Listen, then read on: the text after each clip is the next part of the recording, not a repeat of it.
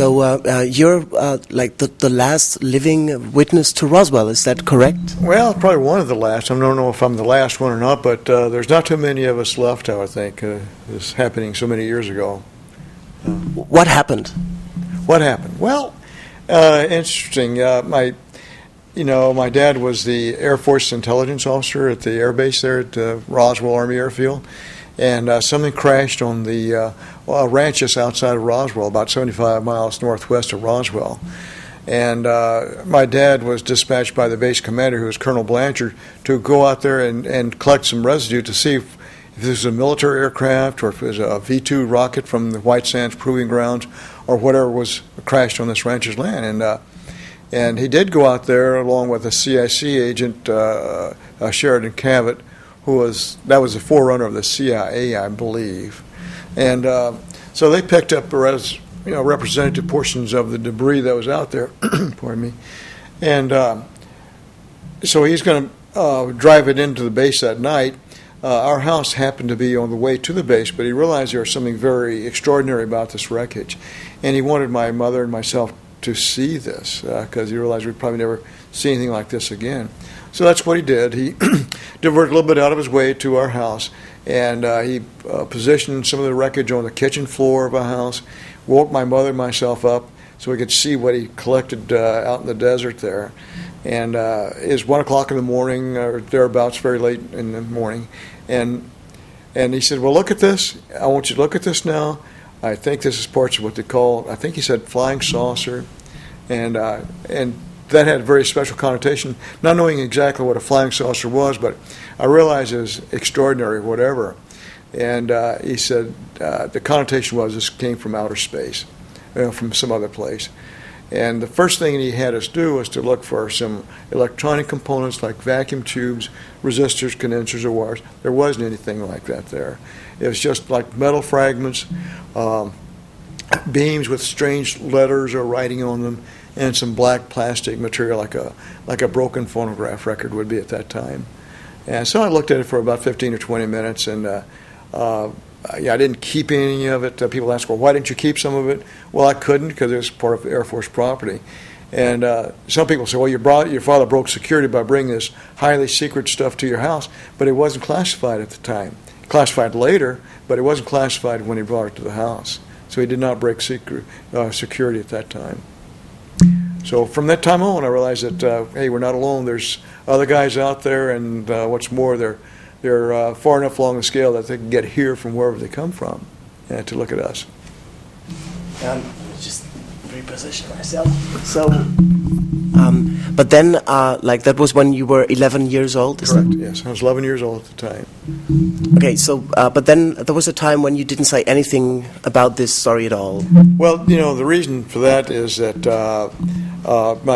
after my dad displayed the wreckage to Colonel Blanchard, the base commander, he was ordered then to fly the debris to Fort Worth Army Airfield where General Ramey, who was the 8th Air Force commander, because they wanted him to look at this too. And at that point, they realized what they had. The General Ramey did, and the rest of the people there at their base realized this was something that came from outer space or some other civilization. And my dad was at that time told not to talk about this, and furthermore, to tell anybody he knew that knew about this not to ever talk about that again. So that's why we kind of let the subject drop, because we realized that this was now highly classified, secure material, that we were not to talk about it, and we didn't. How did that feel for you, living all these years with a secret like that? Well, it didn't keep me from thinking about that. I didn't really want to disclose this to my friends, and I thought that, well, sooner or later, they will let this be released anyway. So, I'm not going to raise any ire by releasing the information sooner than it should be. Okay, so that was in 1980 when the story came up again in the media. Well, I think it was 1978. Stanton Friedman, who's one of the researchers in UFOs, got wind of the fact that my dad was at Roswell, and he had a very special story to tell. So Stan is the one who interviewed my dad, and at that time, this is some years later, after 47, so my dad said, well, why not start talking about it now? and he did release a story to Stan Friedman, who then spread the word, and it caught on fire. Okay, so how did the Air Force react? Knowingly, or at least openly, didn't react at all that I know of. I know my dad stayed in the Air Force for some years after that. It did not hurt his military career. I mean, this is after 47. In 1948, though, 78, he was a civilian, of course, so it did not affect his military career at that point. But it didn't have any outward effect on him when he released the story. No threats or anything like that. Okay, are you aware of any other people there in the region of Roswell that were victims of like threatenings of military? I've heard of it. I myself have never been threatened in any way, shape, or form. I've gotten some strange telephone calls from people, but no threat content at all. And although some people state they have been or were threatened by whoever it was, not to talk about this, not to disclose this, but not me, though. Now, there's so many evidence that shows that something happened there in Roswell. It's possibly two flying saucers that crashed there. What do you think about the alien abduction film that the Santilli? Oh, I don't know. I recognize the possibility of this happening. There's certainly enough people. No number of people who say this does happen, but I personally have no knowledge of this myself, and I can only speak factually of what I know myself to be true.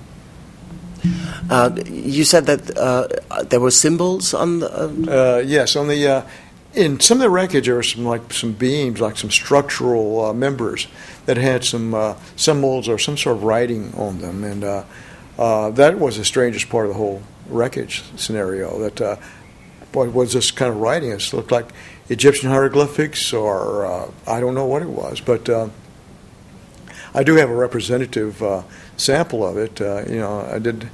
Miller Johnson, who is an artist in Albuquerque, New Mexico, fabricated one of these beams from my description, and I have one here that would demonstrate what this looked like, and this is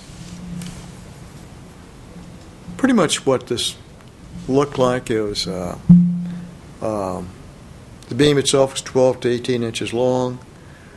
The writing itself was kind of like a purple metallic violet hue, resembling but not really like hieroglyphics, but more like geometric symbols of different configurations. So, did you? Is that a recreation? Something that this is a reproduction of that. A reproduction, yes. Not the real thing. I wish it was. Well, if it was a real thing, we wouldn't have it. It looks like Egyptian. Well, that was my first impression, Egyptian. But Egyptian hieroglyphics have animal symbols and things like that, which there wasn't any like that. So what do you think? What those symbols mean there? What was their function? Well, I wish I knew. It's maybe instructions for something. I have no idea. What do you think would happen if the government would finally tell the truth about what's going on? I don't think that there would be panic in the streets. I think people would accept what the reality of this is, that we're being visited or being examined by extraterrestrials, curiosity people. They're scientists, obviously, and they'd be very interested in creatures like ourselves who are, well below them on the scientific scale. In other words, not nearly as advanced as they are, but we're getting there. And they may be interested to see how far we're going to go, because at this point we may represent more of a danger to them than they to us.